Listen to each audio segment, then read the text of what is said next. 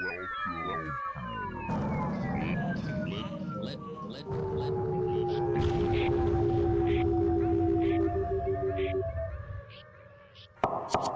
balloons. It's the alchemy of Unpopular opinions. So, whoops, I have somewhere to be. There's actually bourbon in this, so everyone knows. those things are very complicated and I don't know that I actually believe what I'm about to say. spreading lies. This critical culture that we live in. Just to try to be an asshole. Well, hello, my friends. Welcome back to another episode of Lead Balloons, the alchemy of unpopular opinions. Trent, you ready to get into another debate? I'm ready to throw down. If I were there, I would be putting the gloves on. We'd be going. We'd be throwing fists. You know what I mean? Shuck and there you go. jive. Shuck and jive, man. We're bringing it. Be ready. Oh, I'm ready. I'm ready. So the title of our podcast today is, Has Christianity Done More Good Than Harm? Those are words I talk about a lot. I tried to remove good and bad, and I like harmful and helpful. So maybe, has Christianity helped the world? Has Christianity harmed the world? Where do the scales balance? Now, when I think about this, I'm looking forward to the debate with you, Trent. You see me? Because even though I'm looking forward to debating with you, I'm not looking forward to the biased prejudice that you as an atheist have against God and those who faithfully followed Christ for over 2 millennia. Has Christianity ever done any good? Well, yeah, come on. Of course. And I don't mind debating with an apostate. I just don't want you to ask me to respect you. So step in the ring with me, because I'm a fucking rock star, and today is my sold out show. Well, listen, Joel, you biblically named Joel, the prophet, wannabe saint, sitting there with, I can see that guitar in the background, and you probably, do your faux hymns and stuff like that. You've got the John Calvin beard, the semi sage looking hair with flecks of gray. I understand how you roll, but dude, as an atheist, I know what's best for everyone. I've sussed out every possible nuance of this topic, and you're dead meat, brother. Dead meat. Bring it. I will be the deadiest, meatiest. Happy to engage in some falling on the sword kind of situations for entertainment. Bring the dead meat. Obviously, my friends, Trent and I do not authentically feel ire for each other. I said that exact phrase when we did the carnivore diet debate. However, we do feel slightly differently about this topic, and so we're going to debate it. A few disclaimers. One, our expertise is limited. Now, I would say we had less expertise in the diet debate. Would you agree with that, Trent? Yes, much less. Yes, much less. We actually have a couple of degrees here when we're talking about. We both went to seminary, studied many different ways of looking at these topics. Though neither of us are quote unquote scholars. Now you're going to find that phrase using scholar in the same way that you might go in the medical world, someone who specializes in something. Sure, neither of us have written doctoral studies on church history or philosophy, but both of us have taken many courses in both of those areas. And while we don't have doctorates nor speak regularly about these topics in the public forum, we do have some knowledge, yet we want to admit that our expertise doesn't put us at the tippy top of Mount Everest in terms of being scholars. Yeah, and then the other thing to add about this as a preamble is that this topic is immensely complex. A lot of times with your classic Lincoln Douglas style debate, you get a resolution that's fairly direct and straightforward. This one's big. Has Christianity done more good than harm, more harm than good? So then the question you have to ask is, what are we talking about when we talk about Christianity? Whose Christianity? What definition? Are we talking about Russian Orthodox? Are we talking about Roman Catholicism? Are we talking about Southern evangelicals? Are we talking about Presbyterians from the northeast of the U.S., Pentecostals from South America? I mean, there's so many brands of Christianity and so many sort of, I mean, think of C.S. Lewis' book, Mere Christianity, an attempt to sort of reduce it down to the essentials. But even there would be people who would disagree. So it's difficult to say this is Christianity and expect that. I mean, that alone could be a debate topic. What is Christianity? Christianity is fill in the blank. That would be a debate topic. So it is a complex issue. And so a lot of that's going to get sussed out as we talk more about this. And there's going to be, when we talk about like, has it done more harm than good? There could be other factors that come into play: culture, economics, sociology, political leadership, these kinds of things. So psychological motivations, whatever. So bear that in mind as we talk about this. It is a huge topic. But still, I think we're within the confines of a reasonable debate to talk about Christianity and harm and good. So, yep, I agree. So we put those disclaimers out there to like mitigate some of the comments that are likely to come our way, in which Trent and I will happily remind you when you post a comment that we clearly covered in our disclaimers. Like, yeah, we talked about that already. All right, so engage us in the midst of this fake world we're creating of debate. Okay, so while we do have some limited expertise, and while this topic is very complex, I think it's fair to say we have a decent read on this. We have knowledge and understanding, I would say, more than the average person. So Trent, what factors do you think give you credibility in this debate? Well, I mean, I could talk about it in terms of like a resume. So, you and I both have master's degrees in theological studies. I have a master's degree from Fuller Seminary, and included during that time of study, classes on church history, faith and reason, which is more or less a philosophy course. I took a class on studying Dietrich Bonhoeffer. Took a class on world religions. So those I could go into to even more: pastoral counseling, these kinds of things. So many opportunities during those courses to think about.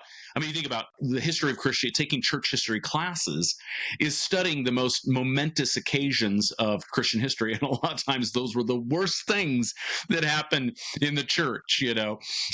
Fights over the papacy and scandals and all kinds of and schisms and whatnot. So. And then also, the second thing would be, Joel, that I have made it something like a hobby listening to and watching, listening to podcasts and watching YouTube videos of debates between Christians and atheists. I have spent so many hours doing this. I will continue to do that. I think it's not only entertaining for me, but it's something that I just can't help myself. I'm fascinated in these topics. I want to increase my knowledge. I want to see what other people think, see if they'll change my mind. So that's definitely another thing that sort of adds to the repertoire there. And then I think the final thing I'll mention is that I have been on both sides of this. Okay. I have been, at least experientially speaking, was a very fervent Christian for many years, up until probably my early to mid 30s. And then since then, I have been away from the church and not a Christian, and been able to really explore questions that maybe I'd kept on the back burner for a lot of years. And so I've seen both sides. I know what it's like to be in the church and involved with that, and on board with Christianity. I know what it's like to be outside of it. So experientially, I can speak as someone who has seen both sides and has an ear for both arguments. So those would be the main points I'd make, Joel. How about yourself? Yeah, I mean, you mentioned I have also a master's, so I've actually 2 degrees in theology. My bachelor's was a major in New Testament, which meant I took a lot of Greek classes like Pauline epistles, Jesus in the Gospels, Johannine literature. So I've taken a lot of Bible classes, and then I went forward and got a master's in divinity and doubled down on that. My divinity degree had a lot in church history and culture.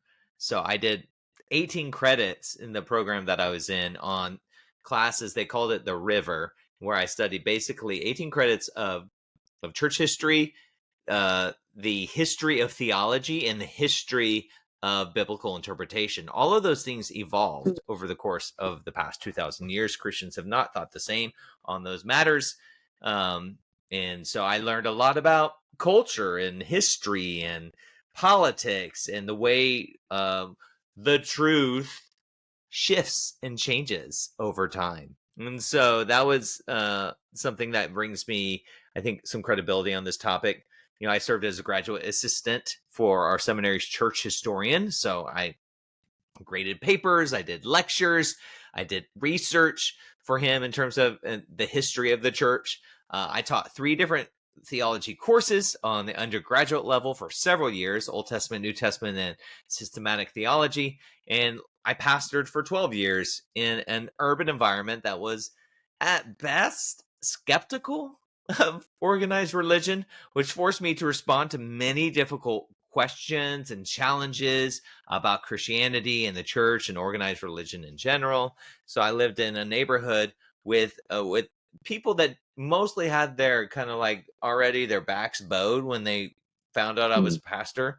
And it was my job, at least as I gave the job to myself, to show up in a place that heard their critiques, didn't dismiss them, but figured out a way to create coherent answers that were at least palatable in the face of utter like skepticism. So I would say I have some credibility there.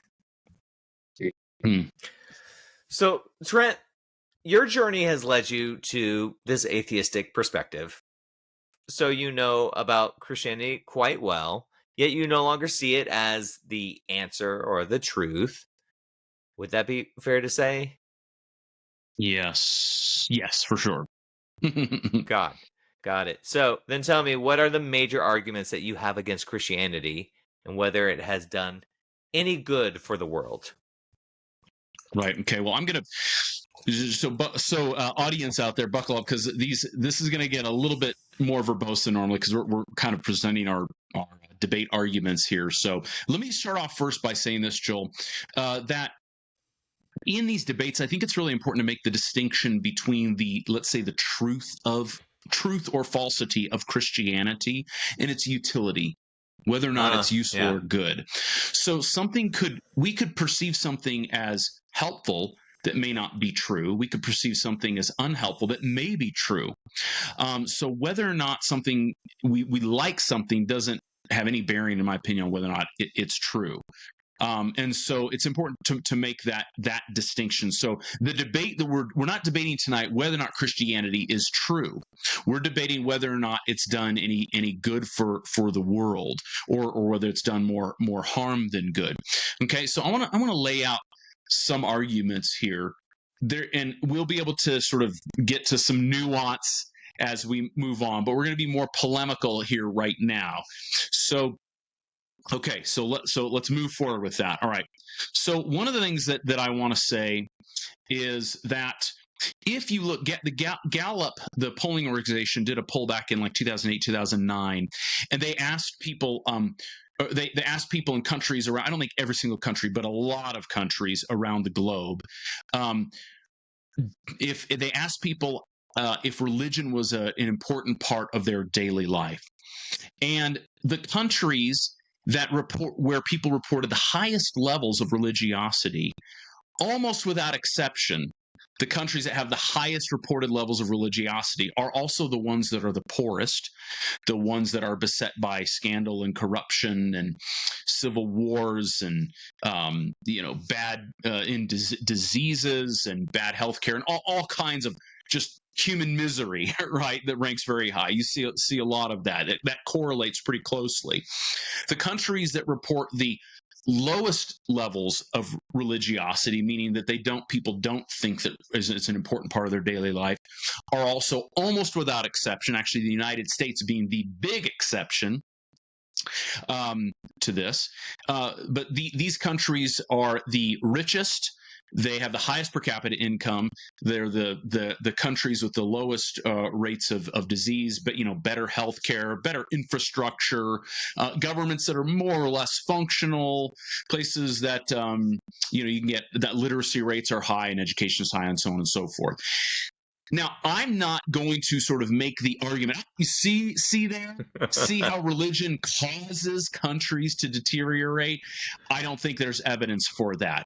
I don't think that this study would allow you to conclude that. The reason that I would mention it is there's a lot of people out there who will say things like, well, look around the world. You can tell all the countries that are Christian are the ones that are prosperous, and all the ones that are, look at the secular regime of Russia and the Stalinist regime and Nazism and all these kinds of things. And they're quite ready to show us that when a country sort of leaves Christianity, that all hell breaks loose. I mention that simply to say that it's more complicated than that. And I'm quite happy, if you want to be very simplistic, I can go the direction just like you can, people who are making that argument, and say that like Norway and other Scandinavian countries and other European countries and Canada and whatever, Australia, New Zealand, these places are not very religious, but are doing quite well. We have examples of countries that have more or less left Christianity. They don't oppress Christians necessarily, but they've left it, and they're doing quite well when it comes to human happiness metrics. So I think that's important to mention as part of the debate. Okay, the next thing I want to say is that one of the main things I find is very morally problematic about Christianity is the teaching of the doctrine of hell. Now, this is not necessarily a huge emphasis in all brands of Christianity, but in many brands of Christianity through the ages, people have taught other human beings, and in particular here, I think it's what's egregious is the teaching to children that if they don't confess their sins and believe in Jesus Christ, that they will spend an eternity in hell. I think teaching people that hell is real when it's very likely not, and all the harm that can cause people psychologically, I believe that's one of the great moral problems with Christianity and has been. And I think that if Christianity is going to grow in a positive way, they would do well to modify that teaching or do away with it entirely. I think it's very morally problematic. People could come back at me about that, of course, and we can talk about that. The other thing, I'll make this very quickly, not a big thing, but in fact, everyone thinks about it very easily, like religious warfare. Warfare by Christians against non-Christians. We can think of the Crusades. We can think of warfare by certain brands of Christianity against other brands of Christianity. So, okay, you're not the right version of Orthodox. We can think of wars against certain oppression of various brands of Christianity. If you want to think about Elizabethan England and the oppression against other Christians who just weren't, practicing, pastors who were being so audacious as to perform the liturgy in a way that wasn't sanctioned by the crown, by the government. We have endless stories of those kinds of things happen. People who believe just about the exact same thing, but deviate in a few small issues, can be enormously hateful and violent toward each other, as history will attest. And that's something I think is a very huge problem, is you take people who seem like they otherwise are decent people, you give them a certain brand of religion they become attached to, and suddenly they want to kill each other's children. It's a particularly charming aspect of Christianity.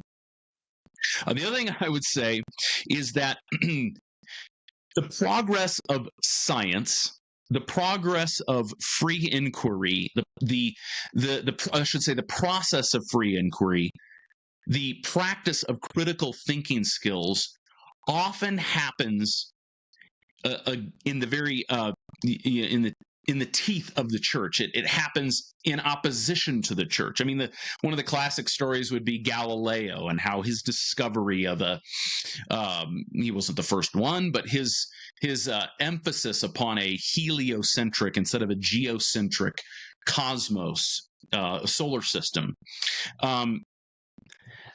That's the classic example of the church oppressing new scientific discoveries that don't seem to agree with scripture.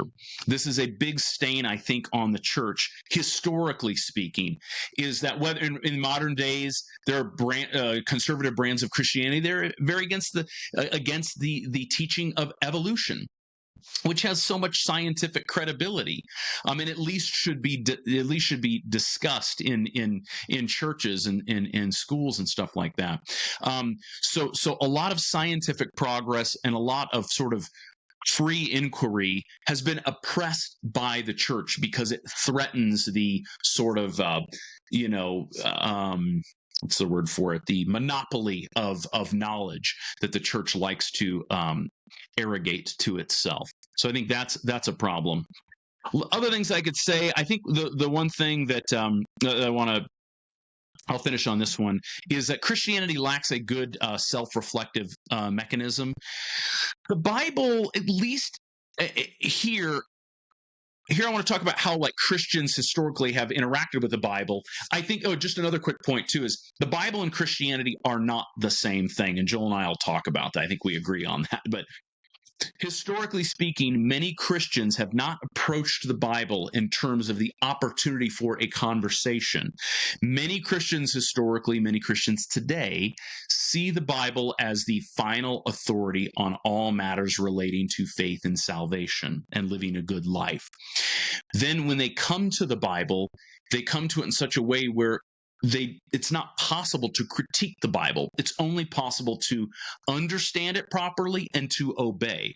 And so they approach scripture, they approach this collection of books in ways they would never approach any other book, and especially not other so-called sacred texts like the Quran or Bhagavad Gita or what have you, Book of Mormon. So this approach to the Bible in sort of I'm just here to figure out what it means and just to obey it, instead of having a conversation with the Bible and asking whether or not these things are true. Christianity has historically not encouraged people to do this. I was not encouraged throughout my childhood and into my adulthood. I wasn't really encouraged by the church to sort of question whether these things are true. It would be okay if we had sort of a faith crisis, but the expectation is you better damn well come out of it and come back to church and start tithing and so on and so forth. So anyway, more that could be said, but I think those are some of the key points. Some of them are fairly non-controversial, and others would be quite worthy of debate. So so I'm going to stop there. Joel, would you like to go on the attack, or would you like to make your points? Anything that I've just said that riled you or that you would see as deficient? I mean, you are a heathen, and one day you will go where the worm never dies. And that's the hell. The hell that you so fear. I don't know what the worm never dies means, but I've seen several depictions in horror movies that get close to what that could look like. That's right. Yeah. I mean, you start talking about these things, Trent, and here's the argument that I remember hearing and making at multiple times in my life. Yeah, we're sinners. That's Christian Doctrine 101. We're sinners. So guess what sinners do is they sin. So just because someone sins doesn't mean that the doctrines that they're trying to follow can be dismissed based upon their poor performance of following said doctrines. So I would like to at least, I have definitely evolved in my Christian view over the years, but I can make authentically some very strong arguments why Christianity has done more good than harm. And I make them in two simple statements. The first one is Christianity loved the poor. And this may be my favorite thing about Christianity. The Gospels, Matthew, Mark, Luke, and John, show Jesus radically embracing the marginalized of society. In the face of so much social pressure, he's loving women who are seen as property in the first century. He's loving tax collectors, which are seen as complete betrayers of the Jewish people who are collecting taxes for Rome, this occupying force. He loved lepers, which were seen as like, you are not going to get this disease unless you are also a sinner, like God has already judged you from birth, sort of thing. Same thing, people were born with deformities and things of that nature. So the Gospels show Jesus radically loving these sectors of society. Religious power structures often held onto stories of blame and shame when it comes to people's misfortunes. So the poor were seen as deserving their situation rather than worthy of compassion and love. And the Roman Empire didn't have welfare or a safety net for its citizens. That's just not something that happened in the ancient world. And it was the charity and compassion of Christians, especially in those first several centuries of Christianity's origins. It was them who cared for the poor and the sick. There's a passage in James where it said, this is true religion, to care for the widows and the orphans. There was no systems for these people, the orphans and the widows. Christianity played a major part in developing orphanages and hospitals. That's why so many of them are named after saints. And so I'm going to argue that Christianity throughout history, I'll just mention 3 individuals throughout church history to kind of make my point. Saint Xavier went to India in the 16th century. It was his intention to try probably to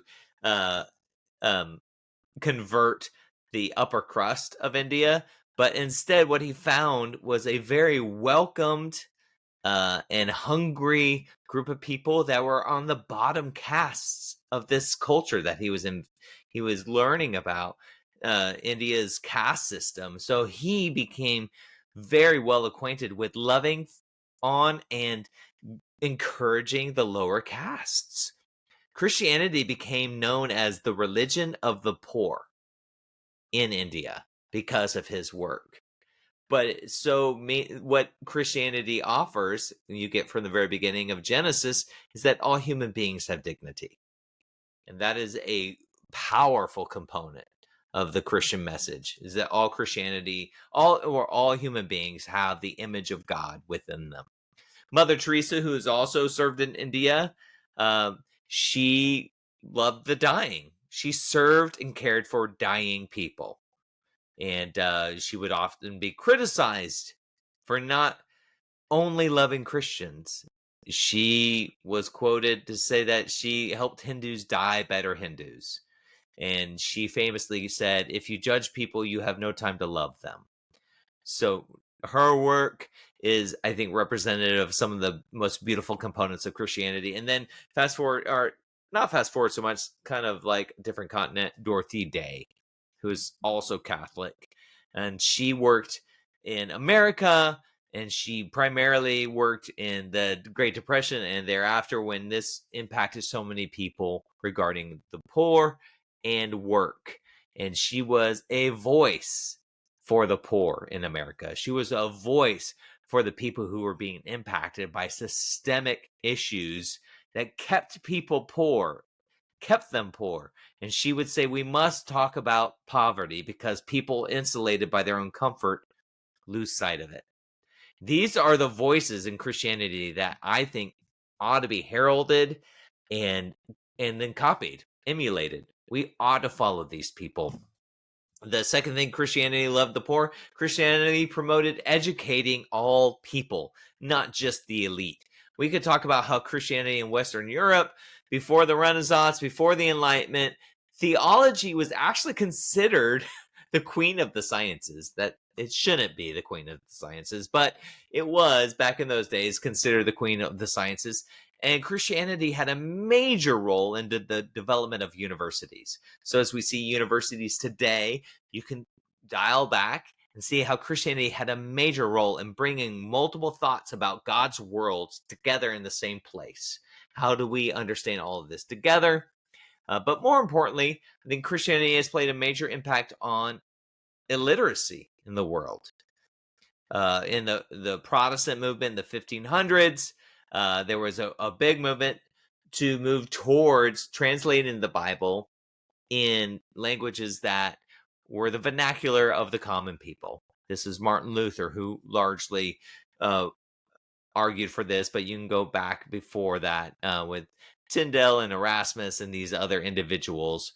But they put scripture in the common vernacular of the people, which encouraged people to learn to read, which is a power. I think it's undeniable how powerful that is. To learn to read makes a person infinitely more powerful because they have access to so much more resources now that they can read.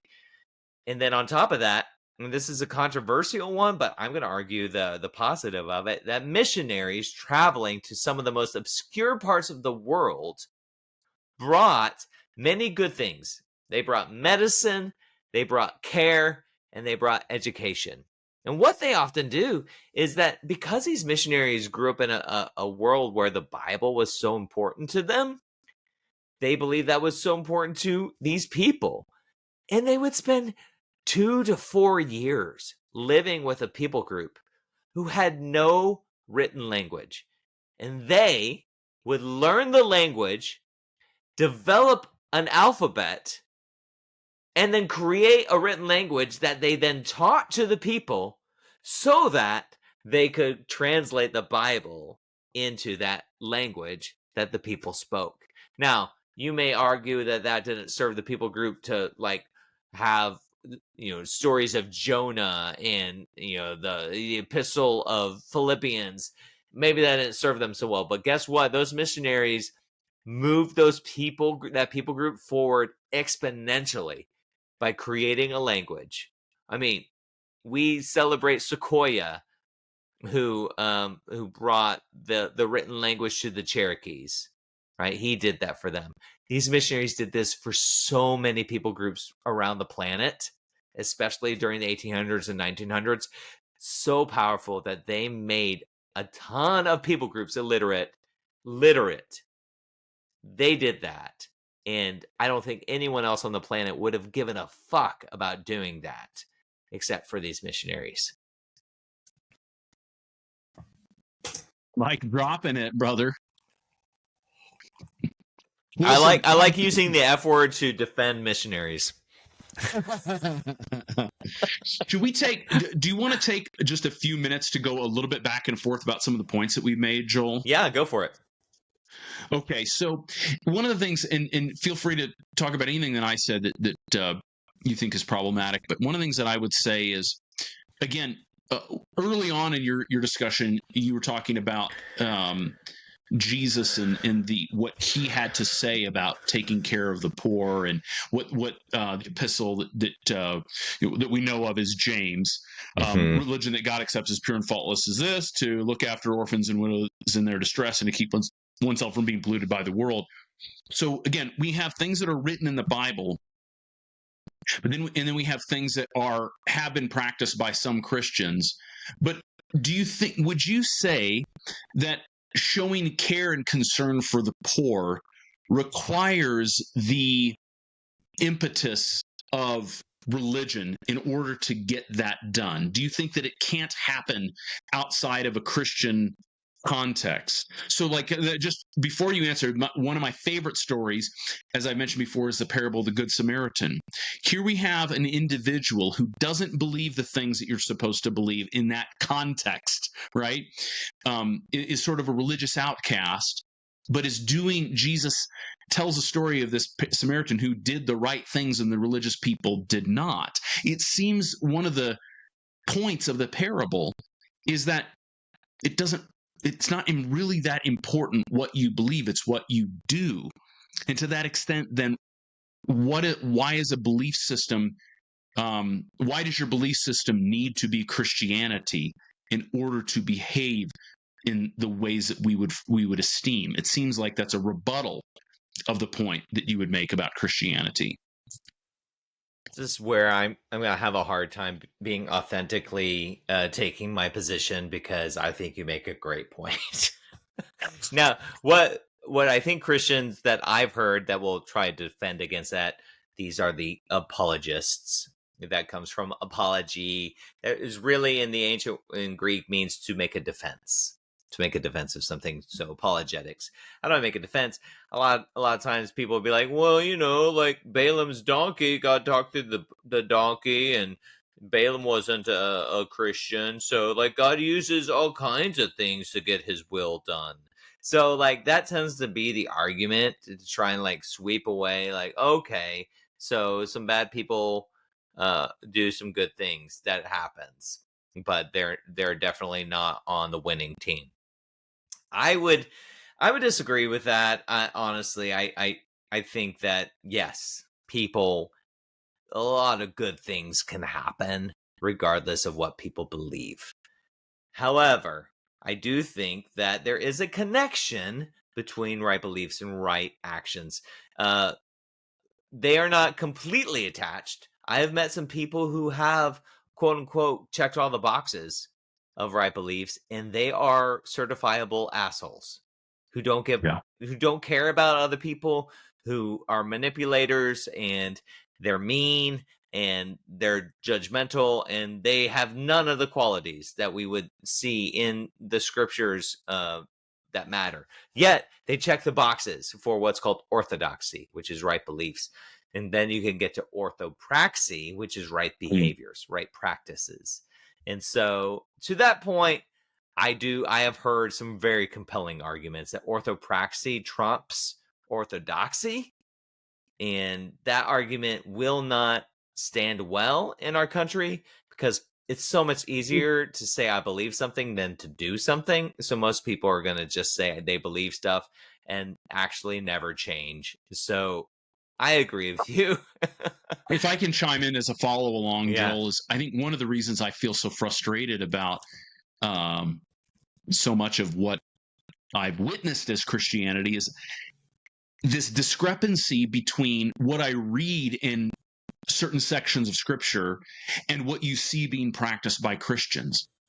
And like you said, it's so much easier to believe certain things and to do certain things. And my frustration has been, there's some nastiness in the Bible, but there's also some enormously powerful things, some things that Jesus taught and things that he did as an example that were incredibly powerful.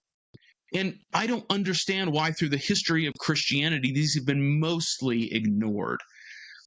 I would like to understand why it is that people feel so comfortable calling themselves Christians, little Christs, and have no interest almost whatsoever in replicating anything related to the way that Jesus actually lived his life. That's probably, and you can sense the feeling I have, that's the biggest emotional sort of frustration I have, is that wide chasm between between biblical truth and Christian practice. It's an absolute fucking joke. If we could have a just simple debate about has the actual implementation of biblical teaching been done any good or harm? I mean, we don't have any evidence for that, because that isn't what Christianity has been in many of its iterations, I would say. Yeah. And there are so many iterations. And this is a great segue. We want to do something different for you, friends. We're going to flip the script. And maybe you remember in high school when you had to debate whether smoking was good or bad.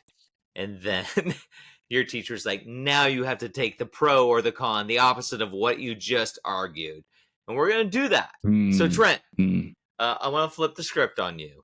You've argued against the so-called good that Christianity has done for the world. Now, give me your perspective on some of the benefits that Christianity has contributed to the world. Well, I don't have any problem doing this. One of the things that I've missed in the past 10 or so years after having left the church is the liturgical practice of the church and congregational life. I miss going to church on Sundays, speaking the liturgy, speaking the creeds with the congregation, saying the formal prayers, bowing the knee, passing the peace, partaking of communion, listening to the gospel preached. There's something about ritual life that's irreplaceable, and I don't think that secularism has found a way to replace that yet. I mean, that's the great question and the great project. What does secularism have to offer in lieu of these things? I'm not saying that church practice and church services are sort of the be-all end-all, but there's something very indescribably life-giving, very powerful that I experience that I miss greatly. I agree. And so that's a huge thing. The other thing I would say is I still retain admiration for several Christian figures, Rich Mullins, Bonhoeffer, Keith Green. These are people who their way of living for God was very inspiring to me. Very raw, very authentic, very powerful and devoted. And if other Christians would even attempt to live like these characters, I might perk up, but they don't, and so I won't. The other thing too, Joel, this is a sort of not a major academic point here, but I find myself sometimes like going back and like listening to old like Christian music from like the 90s and stuff, and finding that I love it. I love it because of its nostalgia, because it takes me back to a time point like being at ORU or Roberts University and all the good times I had. But more than that, Joel, one of the great sadnesses that I have about our modern culture is I think we used to in our culture ask the question, how can I live a good life? And I think now nowadays we ask the question, how can I be maximally happy? And at least when I was involved in Christianity, particularly in like my 20s and stuff, I remember thinking that my mission in life was sort of to serve God and be the best possible human being that I could be. Now it's just, how can you get your pleasures met and make lots of money? That's the only fucking thing that people care about. And I will say, not that Christianity is the only place where you can learn that, but I fucking learned that in Christianity. And now that's even Christians aren't concerned with these questions anymore. It's, how can I multiply my kingdom, increase my wealth, and have as much happiness and pleasure? Not how can I fucking go live for God, serve the world, be obedient, and be a good, virtuous person. Nobody fucking cares about that in our world. And it makes me sad because I feel like that was who I was trying to be. And in some ways, I'm still trying to be that way. And if you try to be that way in our modern culture, you get crushed. Nobody cares. Nobody really cares. You might be helping people. At the end of the day, you don't get anything for it. And at least back when I thought that you got an eternal reward for it, it was quite motivating. Now I'm not sure if you do. So our culture doesn't value those things, and we get what we pay for. I mean, we get what we want. So, wow, yeah. That was moving, man, to hear you talk about that, because I hadn't really thought about it in that way. And you're right. There is a profound disconnect between the message of Christianity in terms of what I also received early on. Like, the goal isn't to be this wealthy person who knows how to manipulate other people. That wasn't the goal. The goal was to be virtuous and good. And power and money and possessions, those things were like poo-pooed on. That doesn't tell you how good a person you were. And, Christianity, the one I preserved was and received, was not the one that promoted poverty for people, but it promoted a better good. And I also agree with that, Trent. Thank you for highlighting that for me, because it does push against the culture that I feel like, oh, I need to have more money.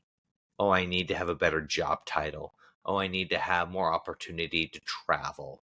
Oh, I need to have a bigger house. Oh, I need to have fill in the blank. And it's just like, Joel, wake up.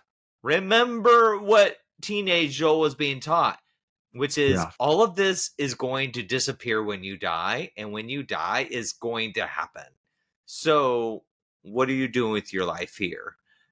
that I think is a powerful thing that Mm. Christianity and other religions also bring to the forefront of people's minds. Yeah. Well, let's flip it back toward you, Joel. And let's talk about asking you. Would you agree that there are any things that Christianity has done historically that have been harmful to cultures and human beings? There's so many. I can't study church history and not see them.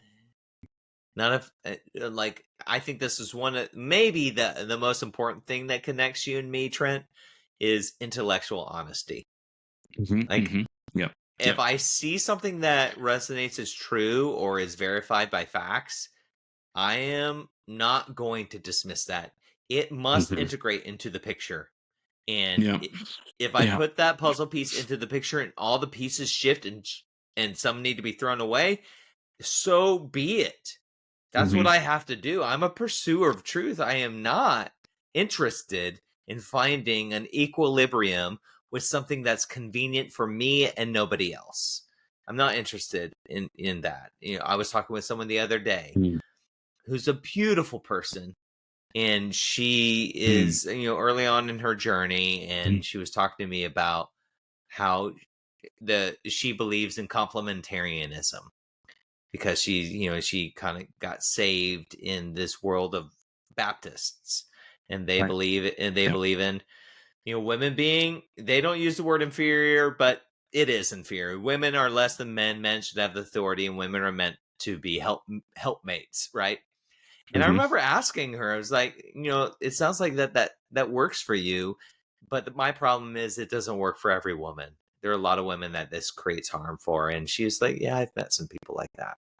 And there are some people who, they're okay with other people hurting if they're okay. I'm not okay with that. I'm okay with finding the truth that is universal. That's what I'm interested in. And I don't know if that is a reasonable goal, but that's the one I'm pursuing. I'm pursuing a global spirituality.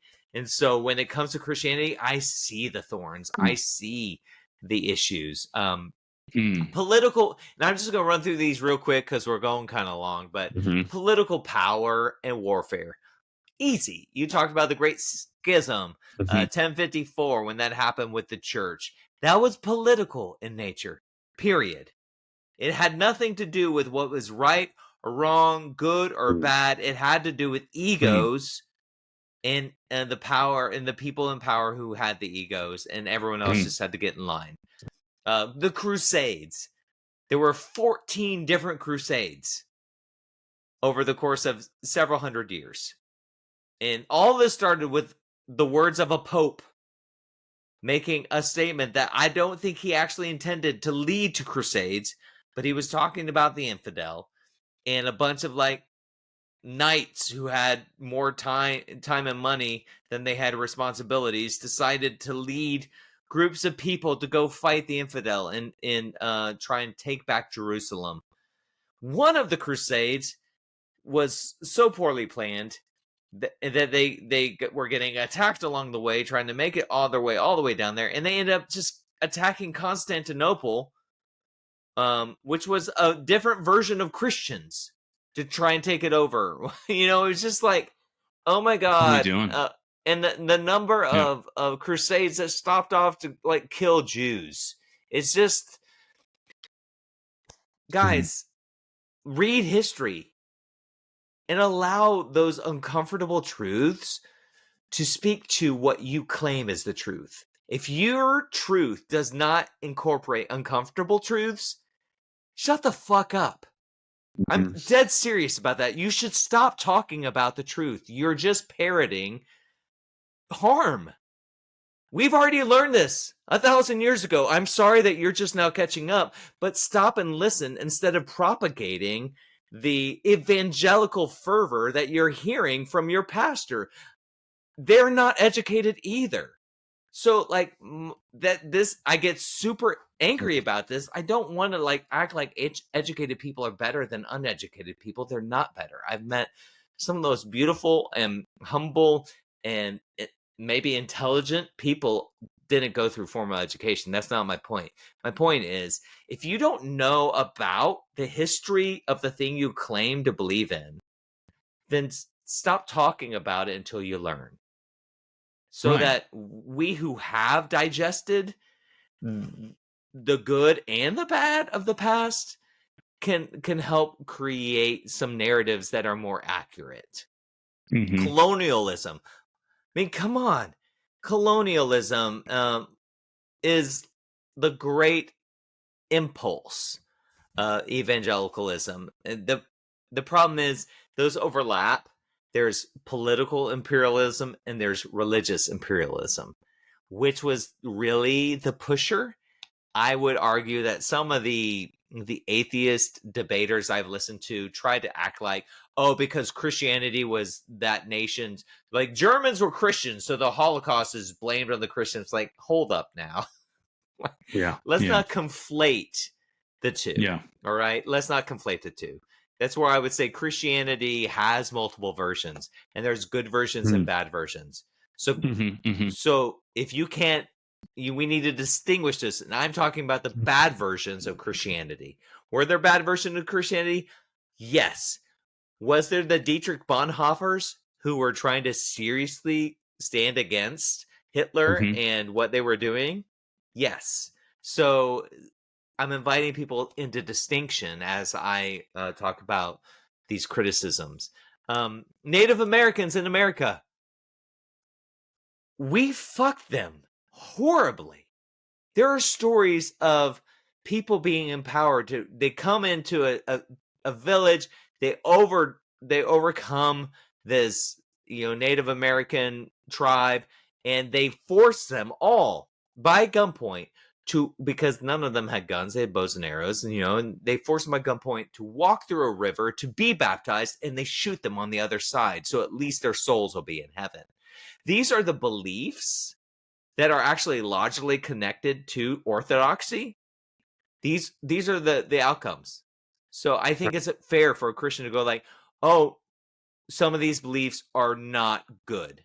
In fact, they're evil. If you play them out logically, they're evil beliefs. And I think it's fair to put your hands on a Christian and say, shake them a bit and go like, are you okay with that? Because if you're not okay with that, you need to be braver about what you believe. You're not being brave. You're being a coward.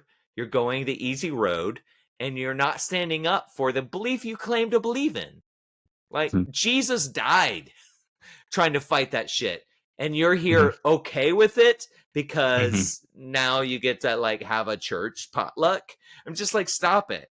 Stop that shit. And then lastly, I would say the stubborn commitment to the Bible is, and doctrine for that matter. For the Bible for Protestants, doctrine for Catholics. You mentioned Galileo. We can talk about Charles Darwin, who was actually motivated to study the world because it was God's world, and he found very scientific perspectives that the church had problems with, similar to Galileo. Young Earth creationists, like many of them, I find to be loving human beings, but they psychologically are so committed to this idea of inerrancy that they dismiss so much other truth. Like, if your truth forces you to dismiss other truth, that's a red flag, my friend.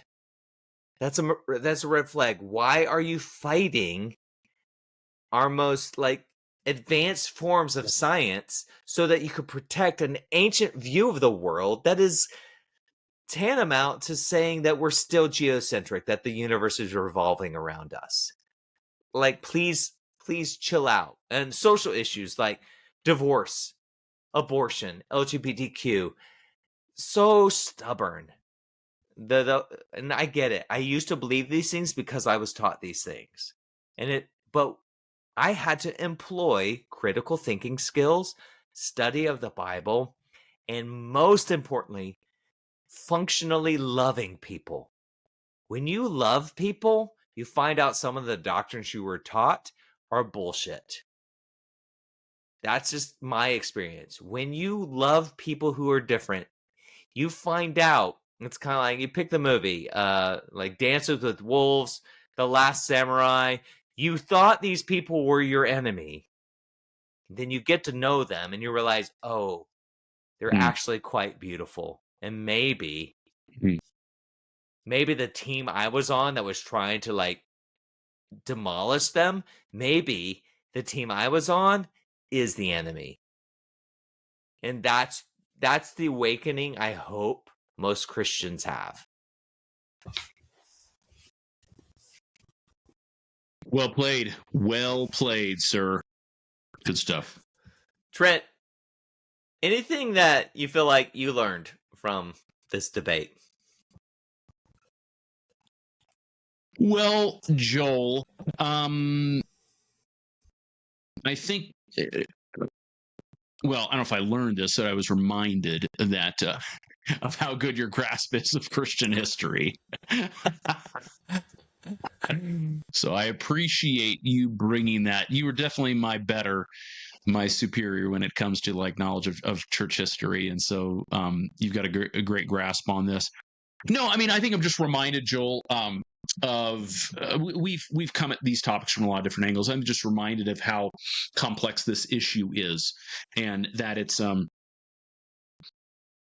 that Christianity is many things in many parts of the world and has been many things historically, and so it's very difficult to sort of drill down on this thing as Christianity and it's done this right.